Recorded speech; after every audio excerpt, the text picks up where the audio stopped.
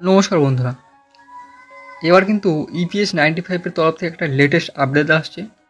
তো যেখানে বলা হচ্ছে কি না মে মাসের মধ্যে কিন্তু এটা কার্যকর হতে পারে। দেখুন, কর্মচারী পেনশন প্রকল্প অবশেষে দীর্ঘ প্রতীক্ষিত বৃদ্ধি পেয়েছে। 2025 সালের মে মাস থেকে ইপিএস 95-এর অধীনে ন্যূনতম পেনশন প্রতি মাসে 7,500 টাকা উন্নীত করা হবে। তো এমনটা কিন্তু খবর আসছে সূত্র থেকে। তো দেখুন, ইপিএস 95 পেনশন বৃদ্ধির প্রধান উল্লেখযোগ্য দিকগুলি কী আছে। পেনশন মাসিক হাজার টাকা থেকে বৃদ্ধি করে 7,500 টাকা করা হয়েছে। সকল বিদ্যমান ইপিএস পেনশনভোগীদের ক্ষেত্রে এটা প্রযোজ্য হবে।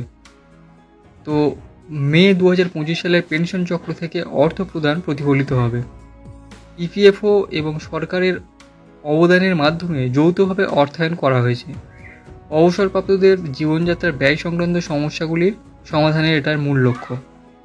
তো এখানে কর্মচারী ভবিষ্যৎ নিধি তহবিল সংস্থা দ্বারা পরিচালিত ইপিএস 95 বেসরকারি খাতের কর্মচারীদের অবসরকালীন সুরক্ষা প্রদানের জন্য তৈরি। 1995 সালে চালু হওয়া এই প্রকল্পটি এইসব কর্মীদের জন্য প্রযোজ্য যারা কমপক্ষে 10 বছর ধরে ইপিএফে অবদান রেখেছেন। বছরের পর বছর ধরে অবসরপ্রাপ্তরা বৃদ্ধি দাবি করে আসছে, কারণ আজকের অর্থনীতিতে 1,000 টাকা মাসিক পেনশন মৌলিক জীবনযাত্রার ব্যয়ের জন্য যথেষ্ট ছিল না। তো এখানে কারা কারা উপকৃত হবেন দেখুন, 2025 সালে মে মাস পর্যন্ত পেনশনপ্রাপ্ত সকল ইপিএস 95 পেনশনভোগী, ইপিএস 95 বিধানের অধীনে পারিবারিক পেনশনভোগী এবং বিধবারা।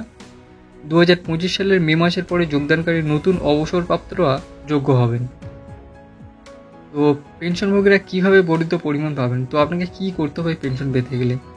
যোগ্য পেনশনভোগীদের আলাদাভাবে আবেদন করার প্রয়োজন নেই। 2025 সালের মে মাস থেকে বর্ধিত পেনশনের পরিমাণ স্বয়ংক্রিয়ভাবে তাদের ইপিএফওর অ্যাকাউন্টের সাথে সংযুক্ত নিবন্ধিত ব্যাংক অ্যাকাউন্টে জমা হবে।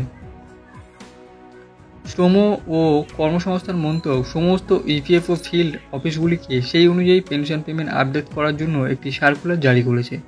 পেনশনভোগীদের পরামর্শ দেওয়া হয়েছে যে তারা যেন কোনো বিলম্ব এড়াতে ইপিএফও পোর্টালে তাদের কেওয়াইসি বিবরণ আপডেট রাখেন। অর্থাৎ এক্ষেত্রে কিন্তু আপনার ইপিএফও পোর্টালে কেওয়াইসি আপডেট করা খুবই গুরুত্বপূর্ণ। তো আপনারা সবাই কিন্তু ইপিএফও পোর্টালে কেওয়াইসি অবশ্যই আপডেট করে রাখবেন এই পেনশন যদি আপনি পেতে চান। তো ভিডিওটি ভালো লাগলে অবশ্যই একটি লাইক করবেন, শেয়ার করতে ভুলবেন না, কমেন্ট করে আপনার মতামত জানাতে পারেন। আর চ্যানেল নতুন হলে চ্যানেলটি অবশ্যই সাবস্ক্রাইব করে রাখবেন।